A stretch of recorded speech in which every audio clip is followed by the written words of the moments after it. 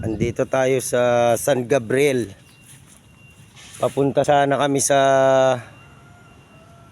Giginto. May tumawag sa atin na nagpa-rescue. Itong ano nila, forward nila. Isuzu 4BC2 makina. Lumusot ang preno. Ito ang dahilan, no? Wala pa kami. Ang dahilan ng paglusot ng preno niya ito. Dinaanan kaming babae. Ito. Lumusot dito. Dinaanan kaming babae. Lumusot yan, oh.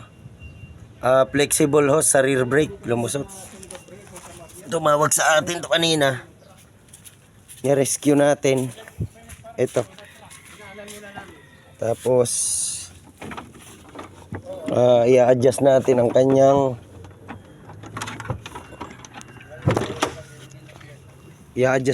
kanyang hydrovac. Yan, oh.